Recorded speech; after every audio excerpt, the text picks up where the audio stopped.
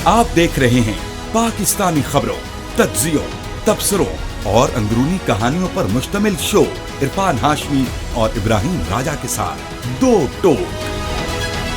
बिस्मिल्लाहिर्रहमानिर्रहीम, अस्सलाम वालेकुम। मैं हूं इरफान हाशमी और आपको प्रोग्राम दो टोक में खुशामदीद कहता हूं। और हमारे साथ मौजूद है इब्राहिम राजा साहब। अस्सलाम वालेकुम।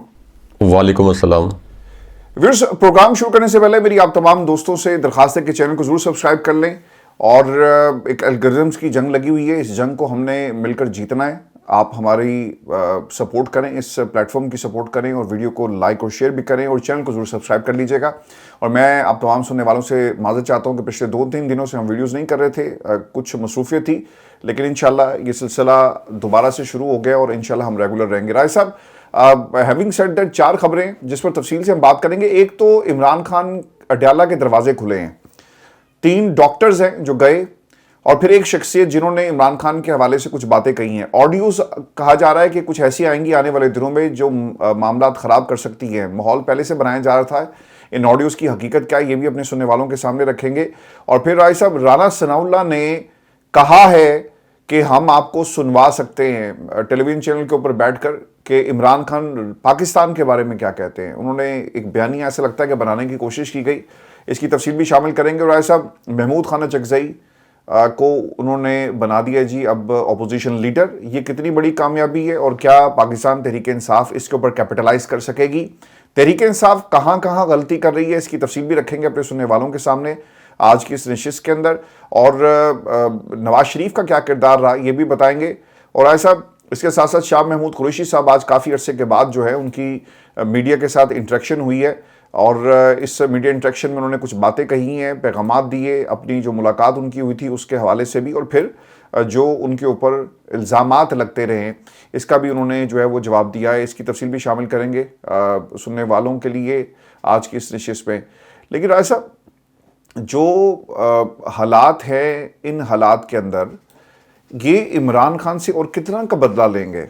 आपने मुलाकातें बंद कर दी, आपने औरत कार्ड खेला, मजहब कार्ड खेला, आपने इस्तेकाम पाकिस्तान ने एक जमात बनाकर एक कार्ड खेला, आपने इद्दत वाला कार्ड खेला, आपने गद्दार वतन का कार्ड खेला, आपने इसके अलावा इमरान खान के ऊपर 300 मुकदमात का कार्ड खेला, आपने इमरान खान के ऊपर जो है अदालतों के और पाकिस्तान से बाहर जो केसेस थे वो वाला कार्ड खेला। यानी इतने सारे कार्ड हैं। अब एक कार्ड रह गया था, वो है जेल के अंदर इमरान खान क्या करते हैं। अब ये तो बात तय हो गई कि जेल में लगे हुए कैमरे, इन कैमरों में इमरान खान की हर मूवमेंट को रिकॉर्ड किया जाता है, उनकी जो विजुअल प्रोफाइलिंग है वो भी हो रही है, साइकोलॉजिकल प्रोफाइलिंग भी उनकी की जा रही है। क्या अचीव करना चाहती है हुकूमत, और क्या एक तरफ मुज़ाकरात, दूसरी तरफ इस किस्म के बयानात, और फिर कुछ लोगों को लॉन्च भी किया गया जो जेल से आए थे? राय साहब देखें हाशमी साहब, इमरान खान साहब की रिकॉर्डिंग किस नोयत की होती है इसके मुतल्लिक भी एक अहम खबर अपने व्यूअर्स के साथ शेयर करते हैं। और ताकतवर हलकों और मरियम नवाज़ के मुतल्लिक भी एक अंदरूनी कहानी हमारे पास मौजूद है, वो भी अपने व्यूअर्स के सामने रखेंगे। और आपने बड़े अहम 3 सवालात उठाए, इन तीनों सवालात के जवाब भी देते हैं। सबसे पहले तो ये जो धमकाया जा रहा है कि इमरान खान साहब की जो रिकॉर्डिंग है, ये रिकॉर्डिंग टीवी पर सुनवाई जा सकती है, और इस रिकॉर्डिंग में जो इल्ज़ाम लगाया जा रहा है या जो तासुर दिया जा रहा है कि इमरान खान साहब ने रियासत पाकिस्तान के ख़िलाफ़ या पाकिस्तान की सालमियत के ख़िलाफ़ या पाकिस्तान के अंदर बदअमनी के मुतल्लिक कोई हदायत दी हैं, कोई डायरेक्टिव दिए हैं, तो हम ये सुनवा सकते हैं।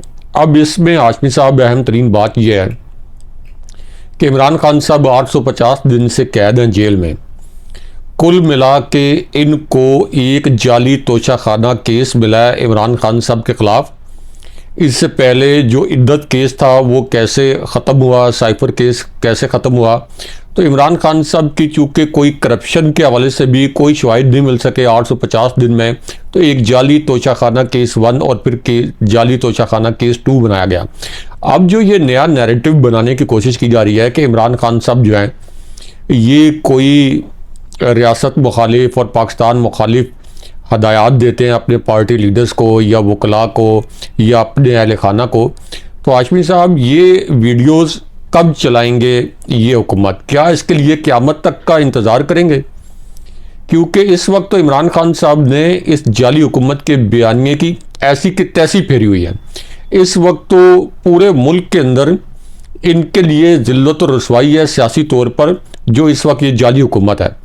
तो फिर ये किस बात का इंतज़ार कर रहे हैं? यानी इनके पास किसी किस्म के कोई शवाहिद नहीं थे, इन्होंने शवाहिद घड़ के झूठे, आप ये कह लें कि मन घड़त सो कॉल्ड इन्होंने शवाहिद सामने ला के तोशाखाना 1 और तोशाखाना 2 बनवा दिया।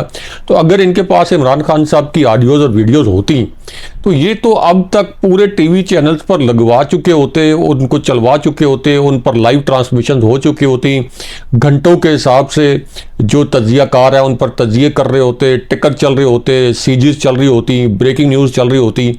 आप यहाँ से इमेजिन कर लें कि ओन चौधरी जब प्रेस कॉन्फ्रेंस करते हैं, जिनकी कोई सियासी हैसियत नहीं है, जो कि काउंसलर का इलेक्शन नहीं जीत सकते, काउंसलर का इलेक्शन भी नहीं जीत सकते, तो उनकी जब प्रेस कॉन्फ्रेंस हुई तो जिन्होंने ये इंतज़ाम करना होता है कि तमाम चैनल इसको बराह रास्त दिखाएं, तो वो प्रेस कॉन्फ्रेंस भी बराह रास्त दिखाई गई। तो इमरान खान साहब के हाथों जिस किस्म की सुबकी, जिस किस्म की अजीमत, जिस किस्म की शिकस्त का सामना है फॉर्म 47 वाली हुकूमत को, तो अगर इनके पास कोई शवाहिद होते तो हाशमी साहब ये अभी तक सामने ना ला चुके होते, ये अभी तक उसको एयर ना कर चुके होते। अभी क्या, जिस दिन इमरान खान साहब के ऐसी वीडियोस या ऑडियोज जिसमें वो पाकिस्तान मुखालिफ कोई बात कर रहे होते तो ये सामने ला चुके होते। ये वही नैरेटिव है जो इससे पहले राना सनाउल्लाह ने कहा था, जिया अब्दुल कादिर पटेल ने कहा था कि इमरान खान साहब का ड्रग टेस्ट किया है तो इमरान खान साहब तो ड्रग एडिक्ट हैं, तो ये 4 दिन जेल में नहीं गुजार सकेंगे। फिर इमरान खान साहब की ऑडियोज़ और वीडियोज़ के मुतल्लिक एक नैरेटिव बनाया गया कि कोई नामुनासिब इमरान खान साहब की ऑडियोज़ वीडियोज़ हैं। वो भाई किधर हैं? वो क़यामत तक के लिए इंतज़ार कर रहे हैं आप उनका, किधर है वो? अच्छा, इसमें ना एक चीज लेट्स एक्सप्लोर द पॉसिबिलिटीज। ये रिकॉर्डिंग कैसी होती है, और फिर अगर ये वीडियोस मौजूद होती तो वो क्या दिखाई जा सकती हैं, दैट्स अनदर क्वेश्चन। लेकिन let's talk about the possibilities. आपको याद है वो कैमरों की तरफ बार बार देखकर कहा करते थे, ये चीजें रिपोर्ट हुई और जिस तरह से उनके ऊपर सख्तियां हो रही हैं, उन्होंने हमेशा कैमरों की तरफ देखकर बात की है। क्या ये इजाजत है राय साहब कि किसी आप कैदी की मुलाकातों को, आप जो प्राइवेट मुलाकातें होती हैं, जो प्रेरोगेटिव है एक वकील का और एक अपने क्लाइंट का, उसको भी आप मजरू करते हैं, उसकी भी आप धज्जियां उड़ाकर रिकॉर्डिंग कर रहे हैं। इन्होंने क्या किया, इन्होंने उन रिकॉर्डिंग्स के बाद अपनी हिकमत अमली तय की राय साहब। इन्होंने उन रिकॉर्डिंग्स को सुनने के बाद क्या इमरान खान अपने केस का दिफा किस अंदाज में करेंगे, कौन सा वकील होगा, क्या दलाइल होंगे, क्या सबूत होंगे, क्या स्ट्रेटेजी है, ये सब कुछ उसमें तो वो देख लेते हैं। यहां भी धज्जियां उड़ाई गई। फिर अगर डील करनी होती राय साहब, आपसे और मेरे से बेहतर और हमारे सुनने वालों से बेहतर कौन जानता है कि पिछले 2.5 बरसों में 875-80 दिन इतने के अराउंड अबाउट हो गए इमरान खान को जेल के अंदर। इन दिनों में इमरान खान के पास राय साहब कितने मौके थे डील के। आपने अपने दोनों सूबों की हुकूमतों को कुर्बान किया, आपने मुल्क में अपनी हुकूमत को कुर्बान किया, आप अवाम के पास जा रहे थे तो उन्होंने कहा कि नहीं, हम आपको अवाम के पास जाने नहीं देंगे, बल्कि हम ये हुकूमत पे कब्जा करेंगे। उस वक्त किसी में दमखम था तो चले जाते, आजमा कर देख लेते। इमरान खान की पॉपुलैरिटी को ऊपर लग पता जाता कि इमरान खान कहाँ पे। इन्होंने 870 दिनों में कुछ नहीं दिया। इन 870 दिनों के अंदर इमरान खान के पास क्या मौके नहीं थे डील करने के, लेकिन इमरान खान ने डील नहीं की। उन्होंने कहा कि नहीं, मैं पाकिस्तान में अवाम की अदालत में अपने आप को पेश करता हूँ और जो अदालत का फैसला होगा अवामी अदालत का, हम उसे कबूल करेंगे। राज साहब, ये ऑडियोज और वीडियोस कैसे रिकॉर्ड होती होंगी? एक तो पॉसिबिलिटी मैंने आपको बता दी, इन्होंने तो यहां तक कि जब इमरान खान से मिलने के लिए जाते हैं, सुनने में आया कि वो छोटा सा कमरा है और उस कमरे के अंदर कैमरे लगे हुए हैं, और वो कैमरे ऐसे कैमरे जिनके अंदर साथ माइक भी लगा हुआ है और हर चीज़, यानी कोई अगर कोई सरगोशी भी करेगा तो वो कैमरे और वो माइक्स जो हैं वो आपकी ऑडियो को लिफ्ट करते हैं। तो ये भी बताया जाता है। आपको याद है कि माजी के अंदर इमरान खान की गुफ्तगू जो थी, जो आज बात की जा रही है, साकिब निसार साहब की भी ऑडियोज तैयार की गई। और अब एक और जो इसके अंदर दिलचस्प डेवलपमेंट ये हुई है, आपने नाम सुना होगा मिर्ज़ा इंजीनियर मिर्ज़ा मोहम्मद अली मिर्ज़ा, कुछ ऐसा नाम है इन साहब का। और ये मिर्ज़ा साहब जो हैं ये अपने आप को रूहानी मजहबी पेशवा कहते हैं। इनको भी सज़ा हुई, उसी जेल में मौजूद थे जहां पे इमरान खान को रखा गया। बाहर आए तो इनको कोई और मौजू नहीं मिला। पाकिस्तान का प्राइम टाइम था और ये साहब थे और इमरान खान पे तनकीद थी। इन्होंने ऑडियोज़ का जिक्र किया। उन्होंने कहा ये जो इमरान खान जेल में डट के खड़ा है ना, अगर मैं बता दूं और वो ऑडियोज बाहर आ जाएं तो आपको लग पता जाएगा कि इमरान खान जेल में कितना डट के खड़ा है। हम जब हुकूमत के बंदों को सुनते हैं तो वो कहते हैं कि आपने ताली तो दोनों हाथों से बजानी है। अमेरिका से डॉक्टर्स आए, आपने नहीं सुनी, बाकी लोग गए, आपने नहीं सुनी। तो जब तक आप सुनेंगे नहीं, मामला आगे नहीं बढ़ेंगे। किन्हीं गलत सुनिए सर। देखिए हाशमी साहब, दो तरीकों से जासूसी होती है इमरान खान साहब की अडयाला जेल के अंदर। एक तो इंसानी जासूसी है, जैसे मिर्ज़ा साहब के ज़रिए करवाने की कोशिश की गई, लेकिन सॉरी, मैं आपकी ना बात काट रहा हूँ, सॉरी। आप जरा वहां से शुरू करें ना, हमारे सुनने वालों को बताएं जब बनीगाला से डिवाइसेस पकड़ी गई थी, आपको याद होगा, वहां से बनीगाला से भी डिवाइसेस पकड़ी गई थी, प्राइम मिनिस्टर ऑफिस से भी डिवाइसेस पकड़ी गई थी। और प्राइम मिनिस्टर ऑफिस में चूंकि हमेशा कुछ ऑफिशियल्स ऐसे होते हैं जिनका ताल्लुक ताकतवर हलकों से होता है, तो ये इससे पहले भी होता रहा है कि प्राइम मिनिस्टर ऑफिस के अंदर जो है ये इस किस्म की डिवाइसेस लगी होती हैं। और इमरान खान साहब के दौर से पहले भी ये एक दो मरतबा हो चुका है कि जहां ये पता चला कि किस किस की रिकॉर्डिंग हो रही थी। अब उसके अलावा किसी भी प्राइम मिनिस्टर्स की पाकिस्तान में बदकिस्मती से ये जो कॉल्स हैं इनको टैप किया जाता है, ये एक हकीकत है। और जस्टिस बाबर सत्तार की अदालत में जो केस लगा था उसकी, अब हम वो सारा केस नहीं दोहराते उसकी हियरिंग, लेकिन उसके अंदर इसके ऊपर बड़ी तफसील के साथ बताया गया था कि किस तरह से ये पूरी जो टैपिंग होती है इसका निज़ाम कैसे काम करता है। इसी तरह फिर बनीगाला में जो इमरान खान साहब की इंसानी जासूसी की गई, यानी उनके कुछ सर्वेंट्स के ज़रिए और कुछ बगिंग डिवाइसेस के ज़रिए, वो भी सबको पता है। लेकिन हाशमी साहब, जो अडयाला जेल में जासूसी होती है इमरान खान साहब की, ये दो तरीक़ों से होती है। एक तो इंसानी जासूसी, जो कि आप ये कह लें कि उनके कोई मुशक्क़ती हैं या उनसे मिलने के लिए जो कोई जाता है उनमें से भी कुछ लोग कॉम्प्रोमाइज़्ड हैं। मिसाल के तौर पर शेर अफजल मरवत के मुतल्लिक जब हम इसी प्लेटफॉर्म पर ख़ास तौर पर मैं बहुत तनकीद करता था और मैं ये कहता था कि ये तहरीक इंसाफ के नहीं, ये ताकतवर हलकों की तरफ से विकेट पे खेल रहे हैं, तो उस वक्त लोग हम पे बड़ी तनकीद करते थे। लेकिन अब ज़ाहिर है कि वो साबित भी हो गया। फिर ये कि इमरान खान साहब को जेल से निकाल के उनके सेल से निकाल के उनको जो एक नाम निहाद कमरा अदालत बनाया गया जेल के अंदर, वहाँ तक लाने के लिए फिर जिस कैरी वैन में इमरान खान साहब को कमरा अदालत तक पहुँचाया जाता है उसके जो ड्राइवर हैं, इसी तरह इमरान खान साहब को नाम निहाद जो इन्होंने मुशक्ति फराम किए हैं। तो कहने वाले ये भी कहते हैं, अब जब हम ये अल्फाज इस्तेमाल करते हैं, कहने वाले कहते हैं तो अपनी साइट सेव करके हम ये कहते हैं कि ज़राए कि वो भी असल में वो ऑफिशियल्स ही होते हैं कि जो इमरान खान साहब की जासूसी कर रहे होते हैं। और दूसरी जानिब फिर ऑडियोज़ और वीडियो रिकॉर्ड करने वाली डिवाइसेस भी होती हैं जिनमें कैमराज हैं जो वीडियोज़ भी रिकॉर्ड करते हैं और ऑडियोज़ भी रिकॉर्ड करते हैं। अब हाशमी साहब, इमरान खान साहब को ये सब कुछ पता है, यानी ये नहीं है कि उनको नहीं पता कि ये रिकॉर्डिंग उनकी नहीं हो रही, ये नहीं कि उनको ये उनके जहन में ये है कि वो को खुफिया अहकामात जारी करेंगे कि जिसकी रिकॉर्डिंग नहीं हो सकेगी। ये इमरान खान साहब को इन तमाम मामलात का पता है और इसका इजहार अलीमा खान साहिबा भी कई मरतबा कर चुकी हैं। तो एक तो इमरान खान साहब, अगर उनका रियासत से, पाकिस्तान से कोई लेना देना ना होता जिस तरह के शरीफ ख़ानदान, तो वो तो बहुत पहले डील करके बाहर चले जाते हैं। बल्कि वो डील भी नहीं कहलाती, क्योंकि इमरान खान शरीफ ख़ानदान को तो अदालती फ़ैसलों के नतीजों में इससे पहले भी और रिसेंटली भी उनको सज़ाएं हुई थी, तो इसलिए वो एक डील करके गए। इमरान खान साहब के मुतल्लिक तो सबको पता है कि जाली केसेस हैं, लेकिन इमरान खान साहब चले अपनी जान बचाने के लिए और अपनी पार्टी बचाने के लिए बाहर जा सकते थे, लेकिन इमरान खान साहब ने ये कहा कि मेरा जीना मरना पाकिस्तान में है और मैं पाकिस्तान से नहीं जाऊँगा। तो जब वो पाकिस्तान से नहीं जा रहे तो फिर पाकिस्तान की सलामती के ख़िलाफ़ या रियासत के ख़िलाफ़ क्या कोई साजिश कर सकते हैं? दूसरा, एक ऐसी सूरत हाल में इमरान खान साहब को जब ये पता हो कि मेरी एक एक लम्हे की, एक एक सेकंड की रिकॉर्डिंग की जा रही है, तो इस सूरत हाल में क्या वो अपने बयानिए को नुकसान पहुंचाएंगे कोई ऐसे डायरेक्टिव दे के कि जिससे रियासत पाकिस्तान को नुकसान हो, जिससे मुल्क पाकिस्तान को नुकसान हो? इससे पहले ये आपको पता है कि नैरेटिव बनाया गया था कि 9 मई के जो वाक़यात हैं इसमें इमरान खान साहब के डायरेक्टिव्स थे। जिस वक्त 9 मई हुआ, बहुत से लोग भूल जाते हैं, इमरान खान साहब उस वक्त नैब की तहवील में थे। तो इमरान खान साहब नैब की तहवील में थे। फिर सुप्रीम कोर्ट में जब पेश किया गया इमरान खान साहब को, जब इस्लामाबाद हाई कोर्ट से उनको गिरफ़्तार किया गया था गैर कानूनी तौर पर, तो उन्होंने कहा कि मुझे तो अब पता चला है 9 मई के वाक़यात का, और उन्होंने सुप्रीम कोर्ट में मजम्मत की थी। उन्होंने कहा था पुरतशद्दुद वाक़यात की मैं मरम्मत करता हूँ, जो पुरतशद्दुद वाक़यात हुए हैं और उसमें जो लोग मुलविस थे उनकी CCTV फुटेजेस उन्होंने कहा था कि वो अदालतों में पेश की जाए और तहकीकात की जाए। तो ये तो एक कॉमन सेंस की बात है।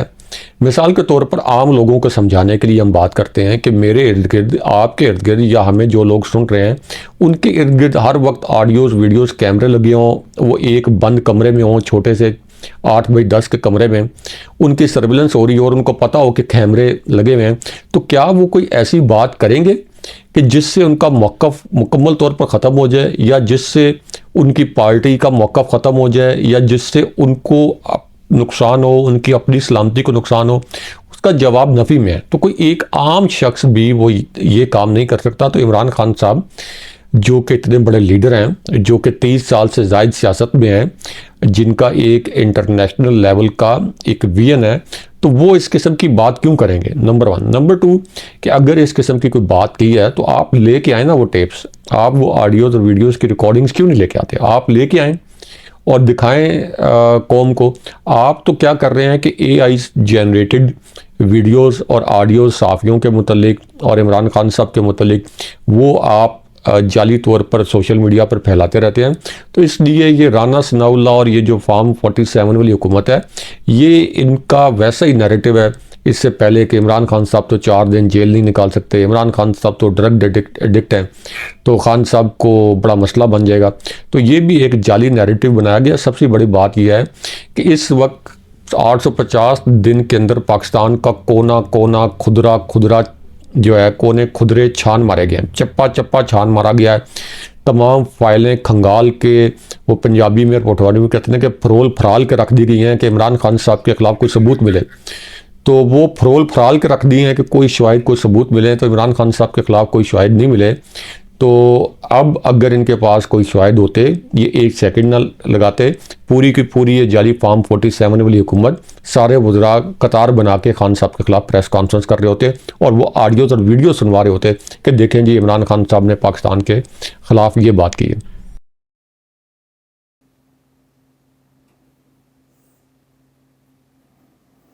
आप ठीक कह रहे हैं राय साहब। राना सनाउल्लाह साहब जो हैं वो शायद दूसरे रास्ते पे चल पड़े हैं और उन्होंने ना कल भी ये एक बात कही थी कि हम आपको ऐसी वीडियो सुना सकते हैं। अच्छा चले, वो तो मैं एक सेकंड के लिए आपको इंटरप्ट करूंगा। वो तो जब सुनवाएंगे तो सुनवाएंगे ना, वो तो वो एग्जिस्ट नहीं करती।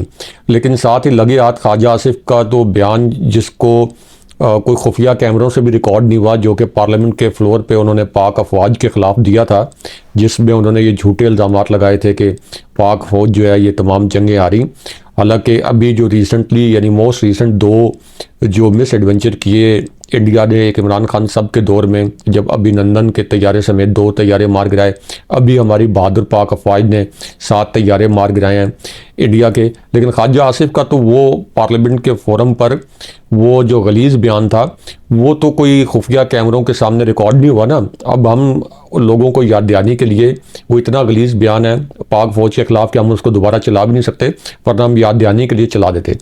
फिर जो मियाँ नवाज शरीफ ने बयानात दिए हैं पाक फ़ौज के ख़िलाफ़, वो हम चला देते। फिर मरियम नवाज़ ने आज़ाद कश्मीर में जब ये इलेक्शन हारे तो इन्होंने ट्वीट कर दिए कि पाक फ़ौज के ख़िलाफ़ कोई बगावत हो गई है, झूठे ट्वीट इन्होंने वहाँ पे कर दिए।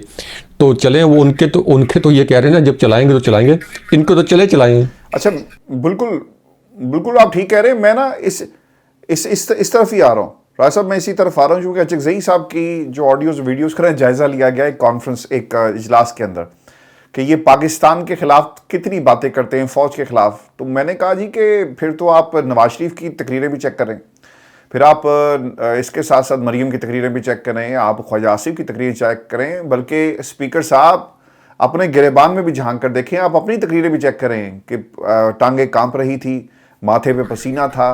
और उन्होंने कहा इस पर मैं आपको ये भी बता दूं कि जनाब बाजवा ने क्या कहा था। यू रिमेंबर दैट राय साहब? जब ये अयाज सादिक ने जब ये बयान दिया तो जनाब बाजवा ने एक ब्रीफिंग में ये कहा कि मेरी ज़िंदगी का मुश्किल तरीन लम्हा वो था मेरे पूरे करियर का, जब अयाज सादिक ने ये टांगे कांपने वाला बयान दिया। ये बयान मेरे ख़िलाफ़ नहीं, ये अफवाज पाकिस्तान और रियासत पाकिस्तान के ख़िलाफ़ था।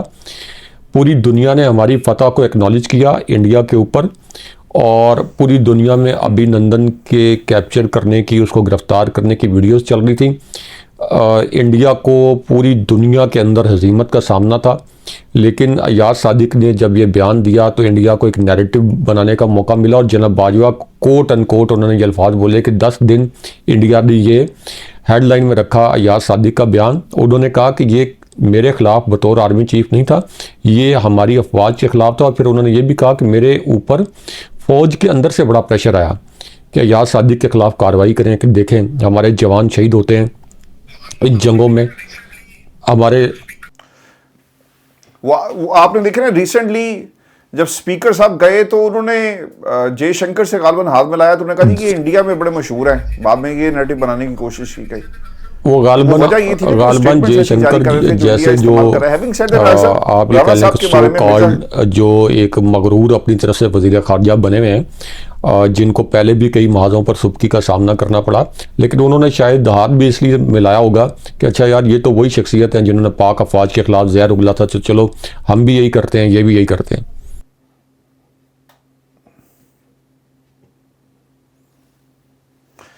मिर्जा साहब ने एक और बात कही है और राणा साहब के हवाले से वो ये कहते हैं कि एक बंदा मिला हाफसाबाद जेल में, तो राणा सनाउल्लाह के साथ उसकी ड्यूटी थी। उसने बताया कि राणा सनाउल्लाह ने बहुत दलेरी से जेल काटी। उनके साथ किसी मुलाजिम को भी बात करने की इजाज़त नहीं होती थी। उनकी चक्की भी अलग थी और वहाँ करीब कोई इंसान नहीं भटकता था। वो बनियान पहनकर नीचे लेट जाते, गर्मी बहुत ज़्यादा थी, उनका पसीना बहकर चक्की से बाहर आ जाता। ये राणा सनाउल्लाह को ग्लोरीफाई करने की कोशिश की गई है। बट द क्वेश्चन इज राय साहब, ये जो अचकज़ई साहब का नोटिफिकेशन हुआ, इसमें ना एक कैच ये है और फजलुर रहमान साहब की जमात ये कह रही है कि शायद ये नवाज शरीफ साहब की वजह से हुआ है। नवाज शरीफ की सपोर्ट कहीं ना कहीं गैबी सपोर्ट मौजूद है अचकज़ई साहब के हवाले से। अब जब अचकज़ई साहब के हवाले से आप सपोर्ट की बात करते हैं तो राय साहब इसमें एक दलील हमें उनके दौरे लाहौर के हवाले से ज़रूर मिलती है कि वहाँ पे इनके ऊपर कोई क्रैकडाउन नहीं हुआ, बल्कि इनको प्रोटोकॉल ही मिला है। अल्लामा राजा नासिर अब्बास साहब के बेटे की गिरफ्तारी की खबरें ज़रूर आई थी, लेकिन इनको उस तरह से रोका नहीं गया। लोगों का ये ख्याल है कि अचकज़ई चूँकि इस्टेब्लिशमेंट के ख़िलाफ़ तनकीद करते हैं, तो नवाज शरीफ साहब जो इनके दोस्त भी हैं पुराने, उन्होंने यही रास्ता इख्तियार किया कि चलो हम तो वैसे नहीं बोल सकते, भाई की हुकूमत दाव पे लग जाएगी, बेटी की हुकूमत नई हुकूमत है दाव पे लग जाएगी, तो क्यों ना हम इस रास्ते से एक अपोजिशन लीडर अचकज़ई की शक्ल में आता है तो ठीक है, इसको हम करवाते हैं। आप इसे do you believe in this कि अचकज़ई की सपोर्ट थी? चूँकि फजलुर रहमान साहब यही कहते हैं, उनकी जमात यही कह रही है कि ऐसा ही है, और देखना ये होगा कि अल्लामा राजा नासिर अब्बास साहब का अपोजिशन लीडर नोटिफिकेशन जारी होता है या नहीं। अगर नहीं हुआ तो फिर तो राय साहब इसमें तो यही है, मियां नवाज शरीफ की ये सियासी जुर्रत नहीं है इस वक्त कि वो ये फैसला करें कि अपोजिशन लीडर किसको लगना है। मियां नवाज शरीफ जो अपनी दोनों नशिस्तें हारे हुए हैं, उनकी कोई सियासी जुर्रत या सियासी औकात नहीं है कि वो अपोजिशन लीडर के मुतल्लिक ये कहें कि मैं ये कह रहा हूँ कि महमूद खान अचकज़ई को लगा दें तो वो उनको मुकर्रर कर दिया जाएगा। जब तक के इस्टेब्लिशमेंट की मंजूरी ना हो उस वक्त तक ये जाली हुकूमत कोई काम अपने तईन यानी अपने अख्तियार के तहत या अपनी रजामंदी से नहीं कर सकते। अब महमूद खान अचकज़ई साहब को अपोजिशन लीडर क्यों बनाया गया है, ये फिर एक सवाल उठता है कि क्यों बनाया गया। जो मेरा इसके अंदर तज़किया वो ये है कि पीटीआई का गोल ये नहीं है कि महमूद खान अचकज़ई या पीटीआई का नामजद करदा या पीटीआई का कोई रहनुमा जो है वो अपोजिशन लीडर बन जाए। इस वक्त जो पीटीआई का मोमेंटम है, जितनी पीटीआई की मकबूलियत है, ना ही पीटीआई का ये गोल होना चाहिए कि सिर्फ इमरान खान साहब से मुलाकातें बहाल हो जाएं। ये अली मोहम्मद खान साहब जैसे जो अब लोग हैं इस वक्त पीटीआई के अंदर, यदि मैं उनकी वफादारी पे शक नहीं करता, लेकिन जो आप ये कह लें कि बड़ा माइल्ड स्टांस लेना चाहते हैं, तो वो मैं देख रहा था उनका ट्वीट जिस पे वो ये कह रहे थे कि जी इमरान खान साहब से मुलाकातें बहाल की जाएं तो हम उनको मुज़ाकरात पर रज़ामंद कर लेंगे। यानी वो कुल गोल ये बता रहे हैं कि इमरान खान साहब के साथ मुलाकात की इजाज़त दे दी जाए तो ये हमारा कुल गोल होगा। तो हम फिर ये 8 फरवरी के इलेक्शन 8 फरवरी के जो एहतजाज वगैरह है इसके ऊपर कोई मुज़ाकरात वगैरह कर सकते हैं, जैसे पीछे हट सकते हैं। तो हाशमी साहब ये महमूद खान अचकज़ई को जो अपोजिशन लीडर बनाया है, थोड़ा सा आप ये कह लें कि 8 फरवरी के एक पस मंज़र में थोड़ा सा ये जो पॉलिटिकल टेम्परेचर है जो बहुत हाई कर दिया सैयद आफरीदी ने, जो कराची का विज़िट था और लाहौर का, तो उसको थोड़ा सा आप ये कह लें कि माइल्ड करने की कोशिश की गई है। और जिस दिन इस्टेब्लिशमेंट चाहेगी महमूद खान अचकज़ई साहब को अपोजिशन लीडर के ओहदे से हटा दिया जाएगा। कौन सा यहाँ पे कोई कानून, कोई कायदा जो है इससे पहले उसको मलूज़े खातर रखा गया है।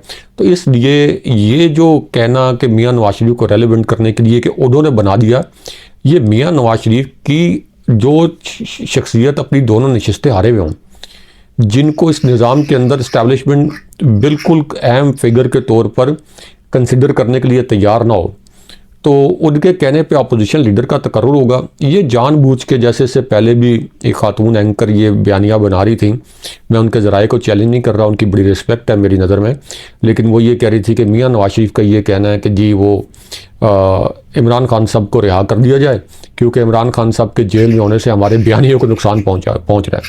तो अब ये जो तज्ज़िये हैं ये ग्राउंड रियलिटीज़ के साथ मैच नहीं करते, क्योंकि पता है अब मरीम नवाज़ और शरीफ ख़ानदान तो ये भी चाहता है कि खुदा न खास्ता इमरान खान साहब की अडियाला के अंदर जान ही ले ली जाए, रिहा करना तो दूर की बात है।